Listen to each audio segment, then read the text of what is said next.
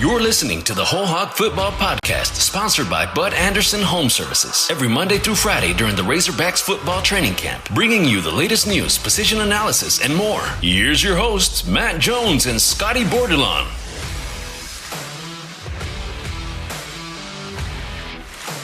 We're really excited about the old Southwest Conference rivalry. Rice.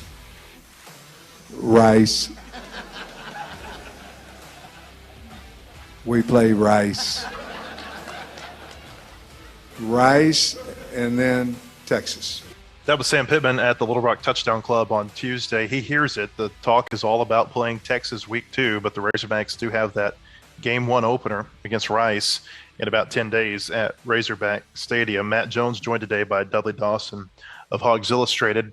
Sam Pittman doesn't want his team focusing on Texas, but today that's what we're doing. We're going to focus on the Longhorns, part of our team preview. Later in the show, we'll be joined by Shehan Jeyarajah of Dave Campbell's Texas Football. He covers college football for that magazine. Dudley, you heard that clip.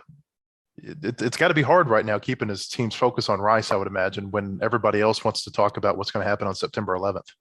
Yeah, and Rice hadn't had a great football program over the last few years, but they do have a lot of people coming back. They've got some good people at skill positions, and if you are not ready to play, then they will push you and maybe beat you. So you cannot overlook them. And I know it's hard. Back in the day when Newport was ready to play Batesville, we didn't look at Pocahontas, as a foe, but it's you just have to do it. And I know they're stressing it as much as they can. And I'm sure he was speaking to his team through the Razorback Club there yesterday. So Dudley, you were at practice yesterday. What were some of your takeaways from being out there watching the Razorbacks on day 16 of the preseason? Well, I think there's still far too many green jerseys out there, for my taste. But I do know it's a quandary for them. You got to get your main guys to the finish line now, or the starting line, I guess it would be, with the season opener with Rice. But there is a lot of young talent out there, and not only just the freshmen, and Keytron Jackson and Rocket Sanders and those guys, but it just is an overall better looking team. Now, you wish some of them were in those green jerseys, as I spoke of, but everything appears to be trending toward them getting in a situation to where, most, if not all, those guys are going to be ready to play on the September 4th. There was so much talk coming out of the weekend about quarterbacks, particularly Malik Hornsby and how he looked in the scrimmage. What were your thoughts watching him and KJ Jefferson yesterday? Well, both of them looked pretty good in the pocket and taking care of their business, although Hornsby did throw a couple of interceptions during the team period. But, one of those was a tremendous play by a defensive back. Hornsby certainly is quick. I mean, I can see why he got loose for the 80-yard touchdown in the scrimmage the other day, or at least that's what we were told. And but KJ has looked, pretty good back there as well. And the backup quarterback's always going to be the best quarterback on campus. That's just how things go, and fans, try to figure it out themselves. But I think both of those guys are turning into pretty good quarterbacks. I think obviously KJ is ahead, but Malik Hornsby, if they have to get to him, as Coach Bryles and Coach Pittman says, they will probably change the offense a little bit. But I feel about as good as you can with two guys who really haven't had a tremendous amount of experience, going into this season. A couple of newsworthy items that came out yesterday concerning the football program. The first was when Sam Pittman was in Little Rock. He said that there are now 11 players who are not fully vaccinated against COVID-19. And, he made sure to hedge that by saying, the only reason I'm telling you this is because I want you to know that our players are taking it seriously and that we're not going to miss any games this season because of this virus. Now, we don't know what's going to happen with the SEC and what their testing protocols are going to be for vaccinated players against unvaccinated players. But, the point is, if you've got, say, over 100, which is what he said, I think he said, or I think he said 91% are vaccinated, and over 100 are now vaccinated on the team, 100 individuals. Pretty good chances that you're not going to, miss a game a la North Carolina State in the College World Series. I would have to think that situation back in June had to have gotten the attention of players elsewhere, not only in baseball, but in sports across the board.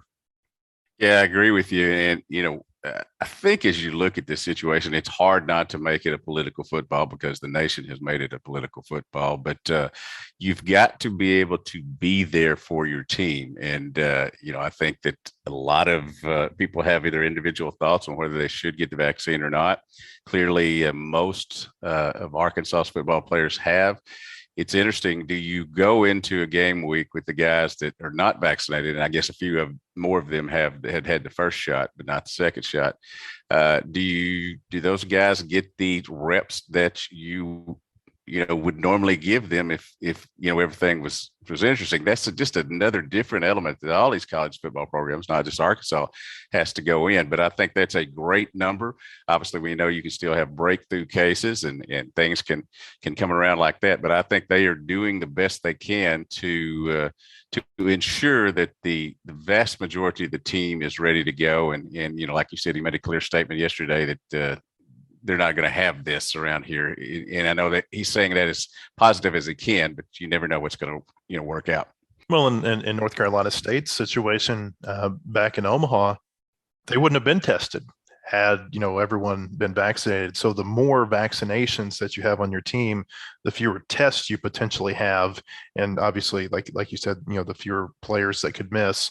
One other COVID related note yesterday, or two others, LSU said they're going to require COVID vaccinations or a negative COVID test within 72 hours of their games, and that's important in a Razorback context because Arkansas plays down there on November the 13th. So I'm sure we'll have some listeners who are going down to Baton Rouge for that game.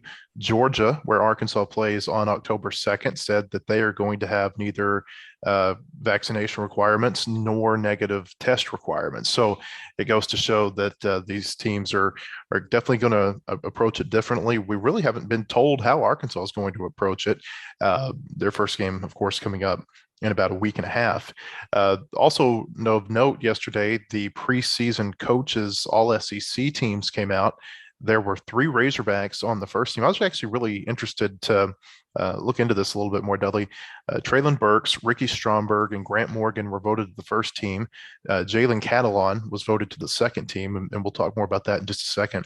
And then offensive lineman Myron Cunningham and Ty Clary were voted to the third team by the coaches. 5 of those players, everybody except Clary, had been voted to the media's preseason All-SEC team during SEC Media Days last month, but Burks was the only first team pick by the media. So it's interesting to me that the coaches have picked 3 players to the first team. It's the most first teamers Arkansas has had on the preseason coaches list since 2012, when they had Niall Davis and Tyler Wilson and a number of other players that season when they were ranked number 10 going into the preseason. Dudley, to me, this tells me 2 things. Number one, Arkansas has improved their talent, or at least their talent has gotten older and has certainly developed well. But I think it also maybe speaks to the fact that the coaches are really they really appreciate the job maybe that Sam Pittman is doing with this program, because I think these all SEC picks, at least in the preseason, are a reflection of the programs that the coaches think the most fondly of.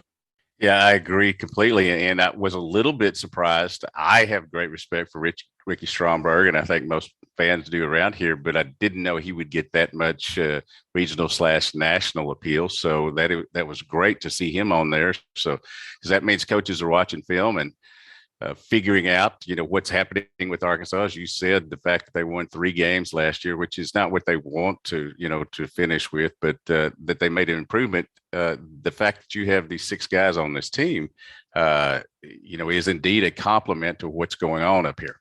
Well, 6 picks for the Razorbacks were more than 8 other SEC teams, including Florida. The top 25 teams, those were the only ones with more all SEC picks. Doesn't really mean anything. It just means that there's some respect in the preseason. Did mention that wanted to talk about Jalen Catalan for just a second, just so people understand the way the coaches' teams are picked. You pick 4 defensive backs per team. You don't differentiate between cornerbacks and safeties. And so on the first team, there was only 1 safety, Malachi Moore of Alabama. On the second team, Catalan was one of 2 safeties, along with Jordan Battle of Alabama. So again, he's being mentioned among the best safeties. It's just a little bit different way that the media and the coaches pick their all preseason teams. I think if you ask anybody, they'll tell you that Jalen Catalan is right there among the best safeties in this league. Absolutely, and I think he'll get an opportunity to show that again this year. They have great respect for him, and you kind of look back on that freshman year again and wonder how good he would have been out there as a freshman if the former staff would have just got him out there on the field more. He certainly came in last year and was terrific. I expect that again this year, and they got 3 guys out of his high school. He's turned out. One of them transferred away, and the other one is battling in the defensive line with Taryn Carter. So you got to give a lot of props for that particular class there. Before we get to Shehan Jeyarajah of Dave Campbell's Texas Football for his preview of the Longhorns, Dudley, I mean, obviously you grew up when Arkansas, Texas was the biggest game in town. Outside of the Texas Bowl in 2014, they haven't played since 2008. There's an entire generation of fans and players too who have not seen this Arkansas-Texas rivalry, and certainly it's been a long time, since it probably could be considered a rivalry, even though within at least the Razorback fan base, it's still considered one. For people who haven't experienced this game, how would you explain what this game used to mean to Arkansas? Well, when they were in the Southwest Conference, obviously Texas was the big boy on the hill, and your opportunity to prove yourself was against them. There were a lot of other, really good teams in the SWC, but Texas was the bell cow, and you measured yourself against them. Arkansas had times when they played really well against Texas, other times when Texas dominated the series, as you can look at the numbers and tell that was the case. But you're right. I have a lot of youngsters come up to me, and youngsters, I'm saying under 40, who talk about, why is there so much hatred for Texas? I don't get it. And I kind of, the way I've kind of got it across to them, your rival in high school, the one you hated, well, this is basically the same thing. And yes, you play so many other games. You've got to win the other games to get where you need to get. But that was your measuring stick. And, I explained to them that there has always been a level of cockiness or conceitment or whatever you want to that came with Texas. I mean, they win a football game and everything you hear suddenly is Texas is back. Texas hadn't been as great during the last, since Arkansas has played them last either.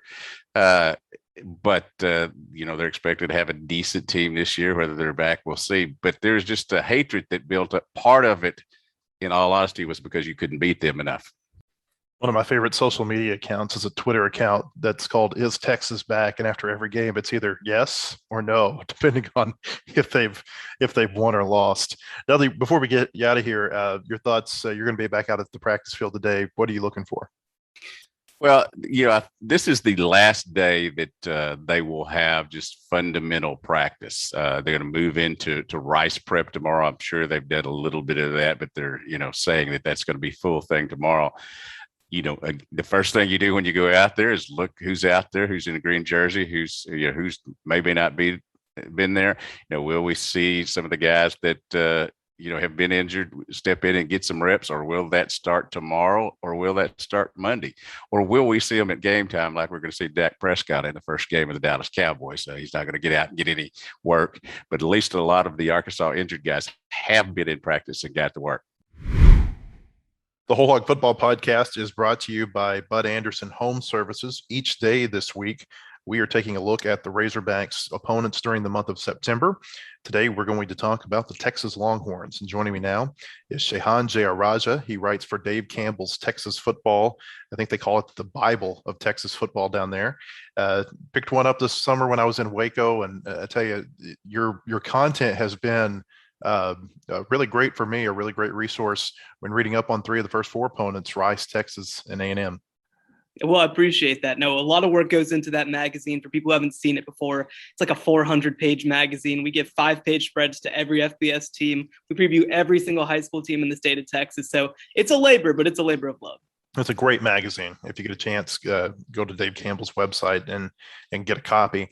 The Longhorns are coming off a 7-3 season last year. They were 5-3 in the Big 12. That seems like an eternity ago with everything that's happened down in Austin. I mean, Tom Herman was fired. Steve Sarkisian was hired as the head coach earlier this year. And, the Longhorns are moving to the SEC. I don't think we can discuss the Arkansas-Texas game outside of that context that now this is going to be a conference game at some point in the next few years.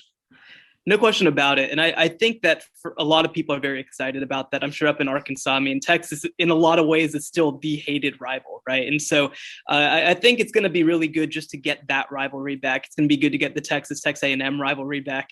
For people like me who went to other Big 12 schools that aren't Texas and Oklahoma, a little disappointing, obviously. But I think that while a lot of realignment has broken up rivalries, like Arkansas's move to the SEC and Texas A&M's move to the SEC, that is the one nice part about it, is that you get a little bit of regionality back with Texas now reuniting with these foes. How surprised were you when you heard the news this summer that Texas and OU were going to make that jump? I was surprised that it was so definitive, if that makes sense. I think that I am not surprised that they looked around. I'm not surprised that Texas decided to leave the Big 12, but I was a little surprised that they were so decisive about wanting to go to the SEC. Not because I don't think that they might not have eventually made it to the SEC, but I thought, one, that this was a conversation that was going to happen 2 to 3 years from now. I thought maybe summer of 2023 might have been the moment that we heard about this. And maybe that might have been the case if whoever leaked the news didn't leak the news, right? I think that really sped things along. And the other side of that is just, Texas doesn't like taking a back seat to anybody. So I thought that there was a chance that they'd explore going independent or joining the Pac-12 or some place where they'd be able to still kind of have a stranglehold on the conference. The SEC is not going to be that. They are a big brand, but they are not going to be the biggest brand in the room. And I think that's going to be a little bit of an adjustment for them. Yeah, obviously it was that way in the Southwest Conference too. Right. Let's talk about the Longhorns roster. Obviously, the big storyline this preseason is the quarterback battle. Casey Thompson had the really nice game in the Alamo Bowl last season. Is it a foregone conclusion that he's going to be the quarterback? Take us into that battle. Yeah, both quarterbacks are still very much active in that battle. They're still switching reps.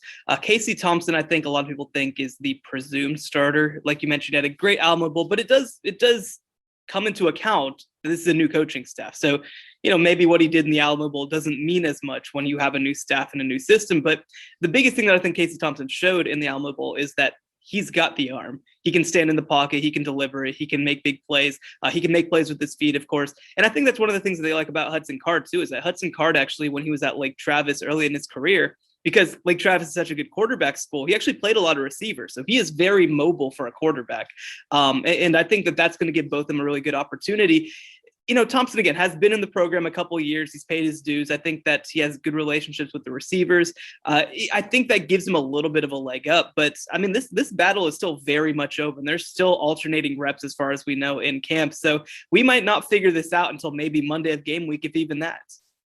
So much of Texas the last few years was around Sam Ellinger.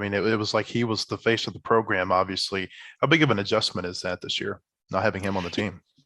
Yeah, I think it really is that leadership gap, right? Not because the other guys can't step up and fill it, but because Sam was that kind of presence. We've even seen since he's gone to the Colts and the way that he's been so outspoken and the way that he's really composed himself, in the wake of obviously tragedy as well.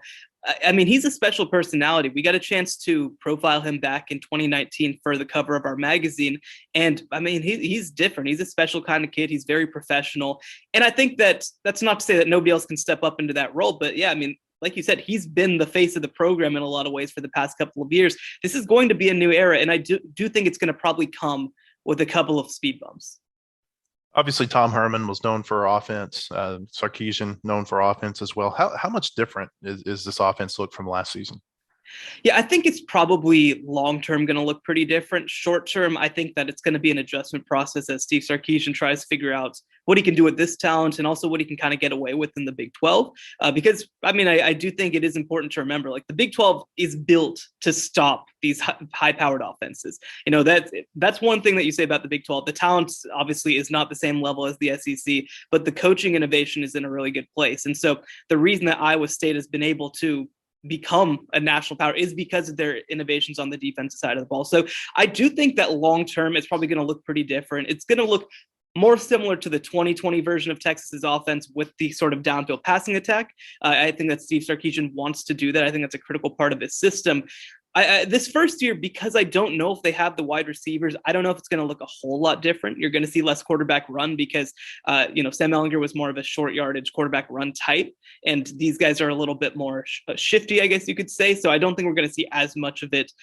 This first year, especially, I think we're going to see a lot of running because Bijan Robinson is in that backfield and because they do have questions at receiver. So long term, I think it's going to look pretty dang different, but short term, I think it's going to be a lot of let's just figure out what we can do best and kind of lean on that. I've always thought whenever you're breaking in a new quarterback that the most important thing to have is an experienced offensive line, and they've got it with 4 starters back, and not just starters, but I mean, I look at this, 2 seniors and 2 juniors among those starters. How strong is that group? Yeah, it's going to be very strong. And I think that the addition of Kyle Flood as offensive line coach is going to be huge, both again in the short term and in the long term. I mean, this is a guy who's developing and recruiting guys at Alabama, right? I mean, so he's officially the offensive coordinator, but Steve Sarkisian's expected to call plays.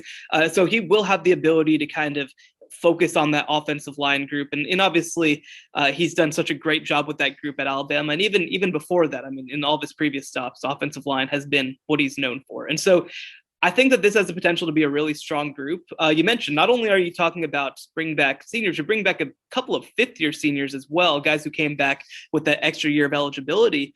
And I think that they feel like they have the ability to shift some guys around, try some guys out. They have some underclassmen who I think have the chance to be really good as well. So this might not even be the final group that you see by the end of the season. I think that some guys could push for playing time. So it'll be a little bit of an adjustment period as guys try to figure out this new system early on, but the talent and experience is definitely there. You mentioned Kyle Flood. When he was at Rutgers, Arkansas played them a couple of times and lost those games. And I thought that team kept the, kind of the physical nature that Greg Schiano had established there at Rutgers. It seemed like, there was a lot of physicality in those games. Let's move over to defense. Obviously, that's kind of been, I guess, the bugaboo, if you will, for Texas the last few years. They found themselves in a lot of high-scoring games, not unlike a lot of Big 12 teams that you cover. What do you foresee from this defensive unit that only returns 4 starters? Yeah, there's a lot of talent, right? And that's the thing you're always going to say about Texas. There's a lot of talent. But, I think that they do have some returning experience in some key spots. At linebacker, I really like DeMarvion Overshown. I mean, he played safety a lot early in his career, but moved down to linebacker, and it was just a natural fit. He's really a hybrid type player in that role. On the defensive line, they return a lot of experience. That's really where they return the bulk of their experience with Keandre Coburn, Moro Ojimo. One guy who I think people need to really keep an eye on is Alfred Collins, who played really well as a freshman last year.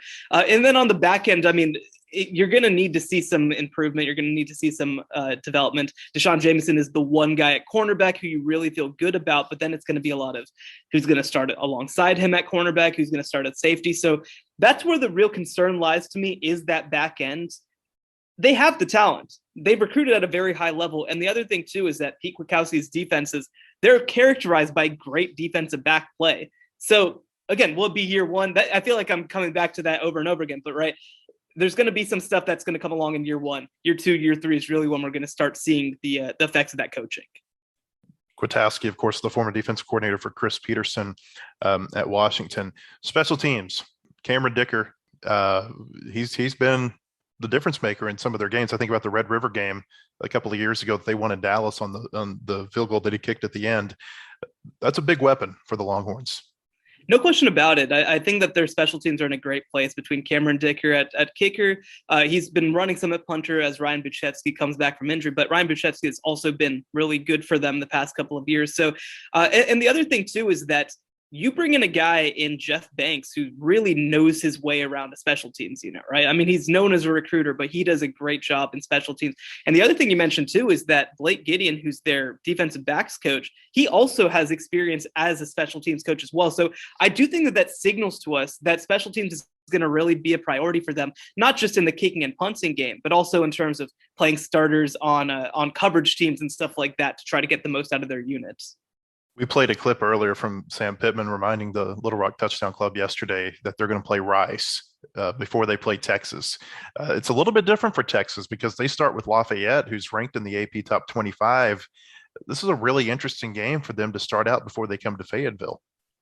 No question about it. I mean, I think that Louisiana proved last year that they are able to hang with Power 5 teams. They obviously beat Iowa State, who Iowa State ended up being the team that finished first place in the Big 12 heading into this conference championship game. So this is not a team that is scared of playing against good competition. And the other thing that you say about that team too is that, their offensive line coach last year, Rob Sale, he's now coaching with the New York Giants. Like he was a really, really good developer of offensive line talent. And when you look at Louisiana, that's really what they do better than anybody is, yes, they have an innovative offense. Yes, they use a lot of misdirection, but they also have some dudes up there on the offensive line. So it is going to be a tough battle. The one thing that you say is that at least Texas is that one type of Big 12 team, Power 5 team that has real talent on the defensive line. So that's the hope, is that they can kind of win in those trenches. But to have to start with a game like Louisiana, to start the Steve Sarkisian tenure, and then have to go to Arkansas.